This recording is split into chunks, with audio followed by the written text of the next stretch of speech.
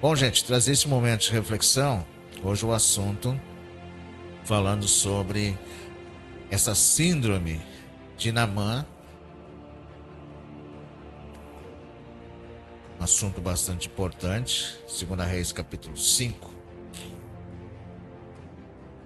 E importante, gente, a gente falar isso, a gente participou, a gente vem participando aí de alguns cultos. E uma coisa antes de eu entrar no assunto, a gente tem visto que muitas vezes o assunto é o Velho Testamento.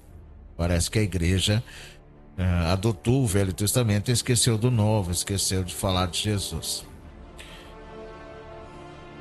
Tinha anotado num caderno, até ali na sala, de 5, 6 pregações, até mais 7 pregações. 5 pregações foram do Velho Testamento, uma, duas, passada de leve no Novo Testamento. A gente vê que a igreja usa mais, determinadas igrejas, usa mais o Velho Testamento, mais coisas da lei, para manter aí os seus fiéis debaixo das suas diretrizes. O assunto de hoje é para falar sobre a síndrome de Naamã. Uma coisa interessante, que sem simplicidade, claro, não há cura e graça de Deus. Mas falando sobre Naamã, já entrando no assunto, sobre o desespero desse homem religioso, não só desse homem religioso, mas também hoje em dia, especialmente do cristão ou do judeu, praticantes, é o mais intenso e forte desespero que o coração humano já experimentou. Isso porque esses dois credos religiosos, o cristão e o judeu, são aqueles que propõem a salvação humana com obra de justiça própria, especialmente de natureza moral. É verdade que qualquer cristão doutrinado, que leio, que eu acabei de falar, dirá imediatamente que isso não é verdade quanto ao cristianismo. É verdade que o cristão que é doutrinado, que ouvir o que eu estou acabando de dizer, ele vai dizer que não é verdade. Especialmente não é verdadeiro em relação ao protestantismo. Em razão de que o arcabouço doutrinário da reforma postula a salvação pela fé na graça de Jesus. Então, o desespero do homem religioso, especialmente do cristão ou do judeu, pode ser praticante, é o mais intenso e forte desespero que o coração humano já experimentou. Sabe por quê? Que eles propõem a salvação humana, como obra de justiça, especialmente de natureza moral. Todavia, gente, sabe por quê? Porque eles foram doutrinados assim. E qualquer cristão, judeu que foi doutrinado assim, ele vai dizer imediatamente que não é verdade quanto ao cristianismo, quanto ao judaísmo, especialmente não é verdade em relação ao protestantismo, em razão de que o arcabouço não é verdadeiro. E também o arcabouço doutrinário da reforma postula a salvação pela fé na graça de Jesus. Ele postula isso. Posta. Agora, todavia a gente sabe que a doutrina é essa, que a salvação é pela graça de Jesus. Mas que na prática, isso nunca foi verdade para a igreja.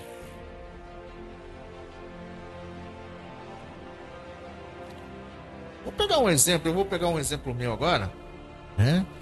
E você pode dar o seu exemplo. Quando a gente conhece Jesus, é salvo, e você recebe a Jesus, e Jesus te recebe, te perdoa os teus pecados, porque a gente tem que começar a parar com essa coisa que a gente que aceita Jesus, é Jesus que aceita nós, é Deus que manda nós, que atrai nós para Jesus, perdoar os nossos pecados, é Deus que aceita nós, não nós que aceitamos Jesus. O que nós podemos receber é essa graça, esse favor imerecido de Jesus. Então, quando a gente se converte, a gente é novinho na fé, daí começa a doutrinação. Para ser crente, você tem que ser assim, tem que ser assado, né? Tem que usar isso, não pode tomar aquilo, não pode comer isso, não pode beber aquilo. É uma doutrinação, gente.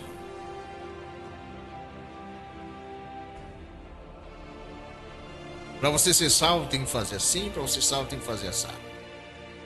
Então, prega-se a salvação pela fé apenas como um argumento alentador na chegada do novo crente. Porém, no dia seguinte à decisão de ser crente, o indivíduo já começa a ser doutrinado na salvação e na santificação moral autônoma. Realidades essas que cada pessoa tem que conquistar a fim de se manter no posto de salvação pela sua vida e irrepreensibilidade moral.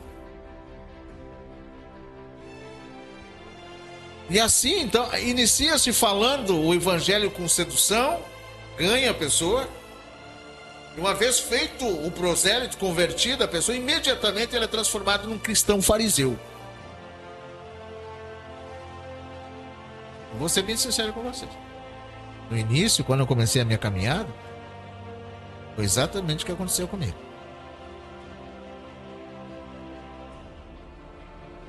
O que segue são barganhas e mais barganhas com Deus, acrescida de um estado perene de inquietação, nervosismo e culpa, medo de cair, tinha muito medo de cair.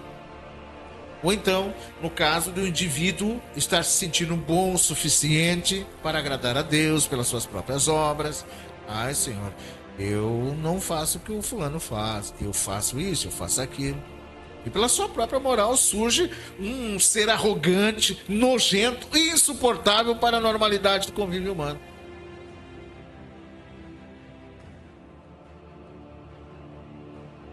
Assim nascem os crentes. Tanto os neuróticos pela culpa e pela barganha, quanto também o crente santarado, que é o ser da ditadura. Ditadura. Que trata com raiva e com inveja aqueles os quais acusa de serem pecadores. A ponto que nem a família da pessoa suporta ela, né? Nem o marido, nem a esposa. Porque nesse caso, o espírito de juízo e acusação, ela é proporcional à inveja que se tem da liberdade ou do pecado do outro. E tem muita gente de ambos os grupos, né? Especialmente os que ficam neuróticos, pelo peso das acusações que vêm dos crentes fariseus. E a leitura de Mateus capítulo 23, meus amados, nos mostra que para Jesus, esses tais eram seres profundamente danosos, quando estabeleciam contato com outros seres humanos, sempre com a vontade obstinada de desconstruir a individualidade do outro, fazendo desse um clone, né? Clone do crente boneco fariseu.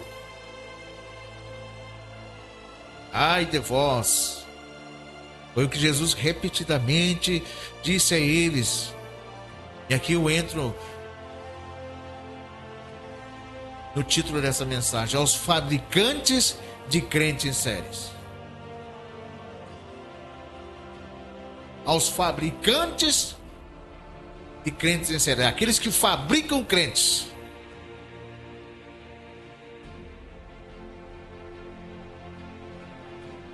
A seu modo, a seu ver. Já Eu vou estar passando aqui, a gente é rápido essa mensagem, daqui a pouco já tem momento esportivo aí, né? Ok, já já. Seguindo por aqui, dizendo se fabricam crentes, fabricam pessoas para seguir um dogma, seguir uma igreja, seguir uma doutrina.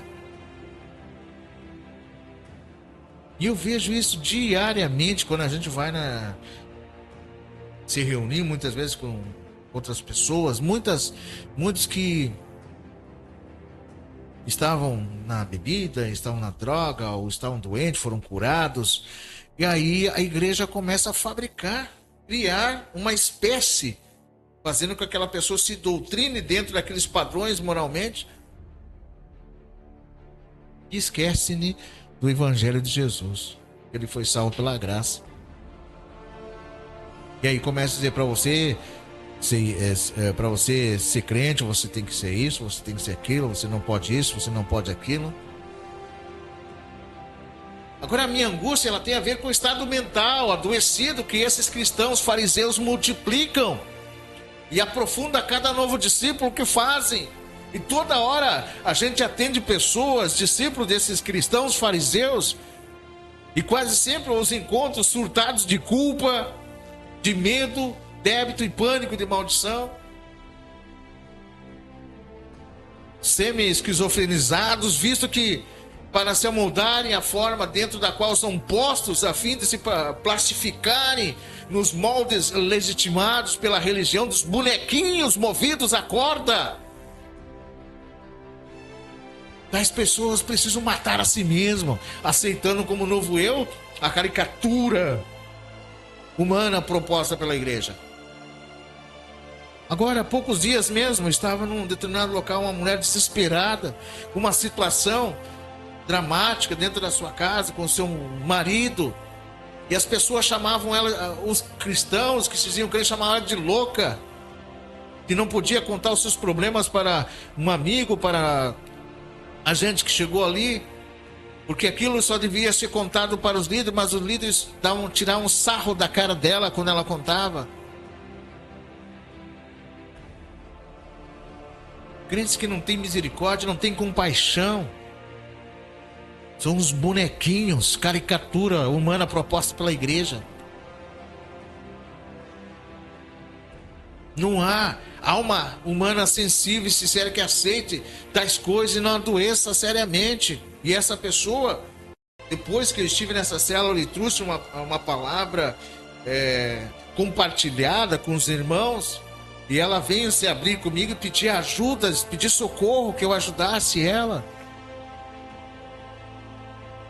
Desde então, eu dei uma palavra para ela e disse para ela: se não abra, não fale disso para as pessoas da igreja, porque isso vai se transformar em um inferno para você.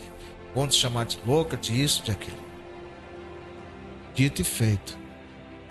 Eu disse: se for necessário, minha irmã, se for necessário para você se tratar, busque alguém que possa tratar desse momento difícil, né? Busque um profissional. E essa pessoa, eu não vi mais ela aparecer, com certeza, lá nesse templo, nessa igreja, porque as pessoas tratavam ela como louca.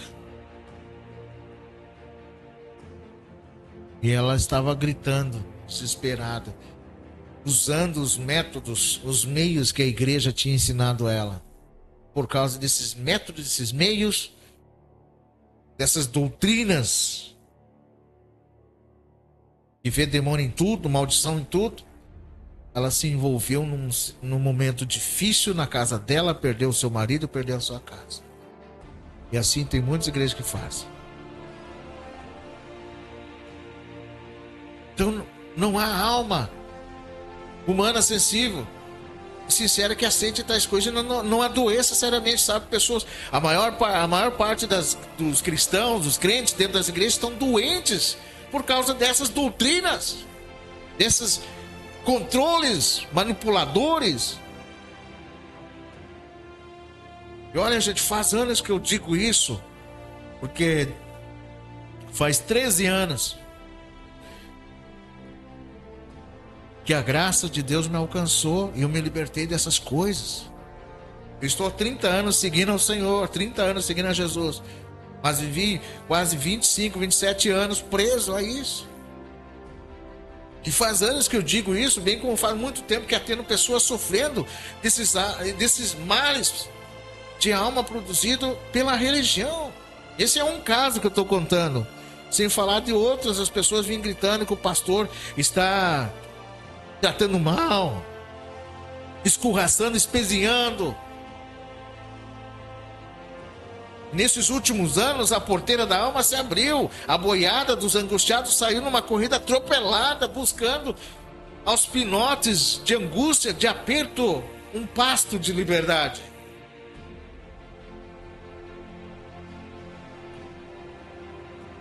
Os vícios mentais incutidos pela religião, todavia, são os mais difíceis de serem removidos e tratados, gente. Isso porque quando você ensina as pessoas acerca da graça, do favor de Deus, merecido e imerecido, a questão que invariavelmente chega é a mesma. Mas como pode ser tão simples assim? Não há mais nada a fazer, a não ser confiar que já está pago e viver apenas nessa fé? É o que me perguntam, mas como é que é tão simples? Não preciso fazer mais nada? Porque a pedra de tropeço dos crentes é o Evangelho de Jesus. Não se prega o Evangelho, não se ensina, não se corrige através do Evangelho de Jesus. Não só livros da lei. Estão usando a lei, doutrinando as pessoas com o livro da lei. Vivendo o Velho Testamento ainda, não saíram de lá. Usando metros e meios do livro Pentateuco, dos livros proféticos. São os crentes que mais dificultam, os que mais têm dificuldade de crer, que é apenas crer, só crer. De fato, a maioria sofre da síndrome de Naamã, o sírio. Ontem eu participei de uma reunião, e nessa reunião tinha um homem, que se intitula apóstolo, e ele bateu na igreja ali, porque aquela reunião a gente já participava de várias vezes, a gente via pessoas ali que estavam doentes, outras pessoas machucadas, outras pessoas procurando se firmar no Evangelho, se firmar na palavra de Deus, outros buscando ajuda para se libertar aí de drogas, coisas assim. E aí trazem um homem que não conhece as necessidades do povo, e aquele homem começa a bater, dizendo que ali tem gente orgulhosa, começa a bater na cana quebrada, começa a machucar, espezinhar as pessoas, chamando as pessoas de orgulhosa, de repente pelo fato de não andar conforme os líderes, conforme os dotados de ministérios, que se acham superiores às pessoas. Chamam de orgulhosos, rebeldes. E vão espezinhando, matando, machucando pessoas que precisam, às vezes, de uma palavra de cura, de uma palavra de perdão. Não sabem pregar o Evangelho, pregam a lei, pregam o Velho Testamento, você pode ver. Não são obreiros preparados para pregar graça, mas sim usarem de leis e mais leis, doutrinas e mais doutrinas, para querer colocar as pessoas, fazer bonequinho deles. E a maioria sofre dessa síndrome de Naamã, o sírio. Sendo um general importante, sofrendo de lepra, foi-lhe recomendado ir à presença de Eliseu, o profeta em Samaria. E ao chegar lá, o profeta nem mesmo saiu de casa a fim de atender o general, mas apenas mandou que fosse até as águas do Jordão e se lavasse lá 7 vezes. Naamã não quis ir. Achou simples demais. Esperava que Eliseu viesse e lhe prestasse honras, dedicasse a ele um rito, movesse as mãos sobre as feridas dele, e assim feitos os trabalhos, Naamã fosse declarado curado. De fato, tão contrariado ficou o general que já estava indo embora, quando um dos seus servos lhe disse: se o profeta tivesse pedido alguma coisa difícil e complicada, tu não farias, Naamã? Ora, por que não fazes o que o profeta está mandando? Porque é tão simples isso, lavar ali 7 vezes nas águas do Rio do Jordão. Não entrando em questão teológica, falando se o rio era limpo, sujo. Não, era algo simples, para ser curado de uma lepra, de uma doença. Vai ali, se lava 7 vezes no rio, está curado. Não, mas é muito fácil, é muito simples isso.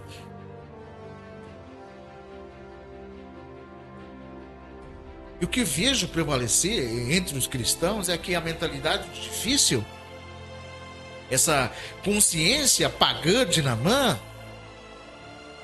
os mecanismos de cura pagã, sempre carregados de correntes, de campanhas, todas baseadas em barganha com atividade. Olha, se você fizer isso, fizer aquilo, sendo que tal prática, ela diz a vergonhosa chamada de sacrifício. Para esses, nunca haverá descanso nem paz, e nem a alegria que vem da segurança que se arrima na fé simples.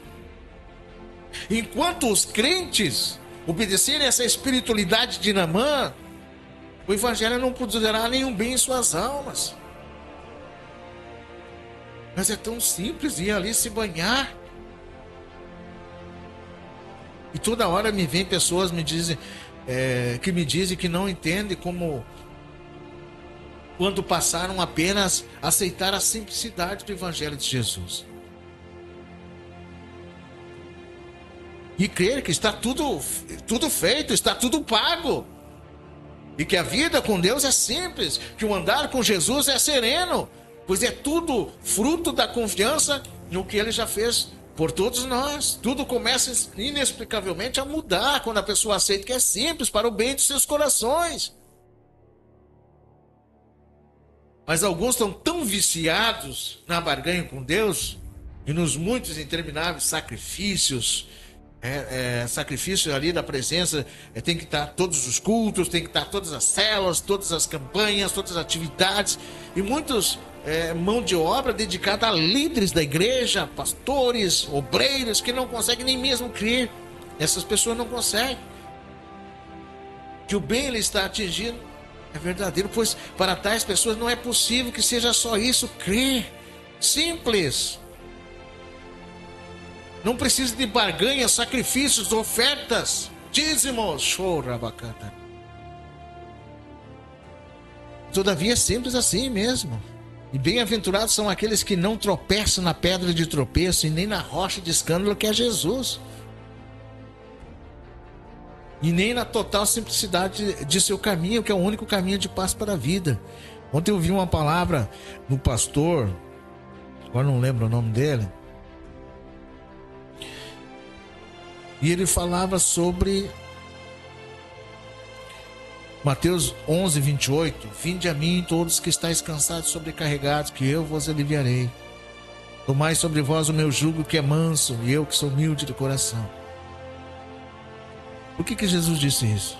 Porque os rabinos, os mestres, os líderes colocavam cargas sobre as pessoas, julgos sobre as pessoas, que esses rabinos, mestres, não podiam mexer com um dedo, que eles não podiam carregar, eles colocavam sobre as pessoas.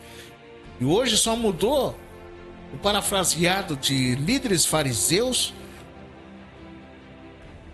para muitas vezes pastores fariseus que aprenderam assim e seguem, nunca aprenderam a ser livre dessas leis, livre dessas doutrinas erradas. E quem não crê, que faça o seu próprio caminho, então, pelas infindáveis labirintos da religião. Todavia, eu me agrado de todo o coração no que Jesus já fez por mim, glória a Deus, perdoando todos os meus pecados e justificando perante os anjos, demônios e homens, e dando-me a chance de andar com tranquilidade e paz entre os homens, com o coração pacificado, na confiança no amor de Deus, de cujas mãos ninguém, nem coisa alguma pode me arrebatar. Oh glória! Quem crê tem, disse Jesus. Sim, quem crê tem tudo.